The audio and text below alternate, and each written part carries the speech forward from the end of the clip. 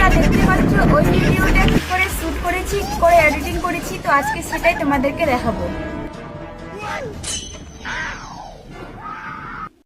তো আমি এইভাবে একটা টুল রেখে এইভাবে অ্যাক্টিং করে আমার শ্যুটটা নিয়েছি। তো কিভাবে নিয়েছি তোমরা দেখে নাও। তো এই শ্যুটটার পরে আমি আরেকটা শ্যুট নিয়েছি গ্রিন পর্দার, এইভাবে অ্যাক্টিং করে আমার গ্রিন পর্দার উপরে বসে থাকার একটা শ্যুট নিয়েছি। তো আমি ভিডিওতে ক্লিক করলাম, প্লাস বাটনে ক্লিক করলাম, গ্যালারি থেকে আমি ভিডিওটিকে সিলেক্ট করে নিয়ে নিলাম। তো ভিডিওটির প্রথম দিকে বাড়তি সিনগুলোকে কেটে দিয়ে আর শেষের দিকেও কিছু বাড়তি সিন আছে সেটাকেও আমি কেটে দেব। তো আমার শেষের দিকেরও কিছু বাড়তি সিন আছে সেটাকেও কেটে দিয়ে আমি আমার মেন সিনটুকু নিয়ে নিলাম। তো এবার আমার ভিডিওটি একটু লম্বা আছে, তাই আমি ভিডিওটিকে স্পিড করে 12-13 সেকেন্ডের মতো করে নেব। তো এরপরে গ্রিন পর্দার যে শ্যুটটা নিয়েছিলাম সেটাকে আমি সিলেক্ট করব।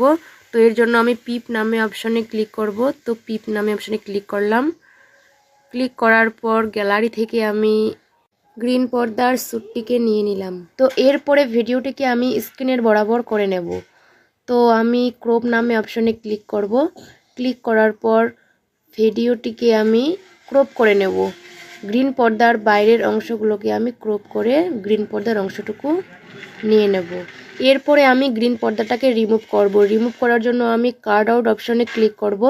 ক্লিক করার পর ক্রোমাতে ক্লিক করব। ক্লিক করার পর উপরে যে গোল চাকাটা এসেছে ভিডিওর উপরে সেটাকে গ্রিন পর্দার উপর রেখে সাদা দাগটাকে বাড়িয়ে দেব।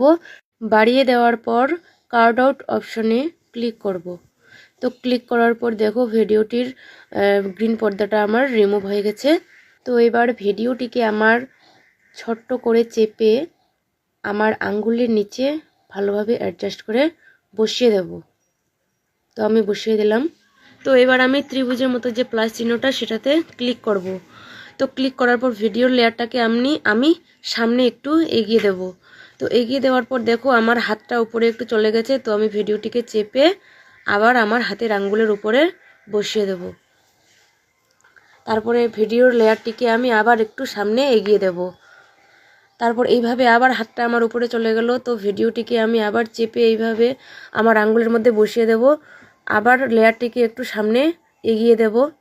তো এইভাবে আমি আমার ভিডিওটিকে আমার টুলের মধ্যে বসিয়ে দেব। তো আমার টুলের উপরে বসে থাকার ভিডিওটা যখনই আমি উঠতে চেয়েছি তো ভিডিওটি সেখান থেকে রেখে ত্রিভুজের মতো যে প্লাস চিহ্নটা সেটাতে ক্লিক করব। এরপরে আমি ভিডিওর লেয়ারটিকে সামনে এগিয়ে দেব।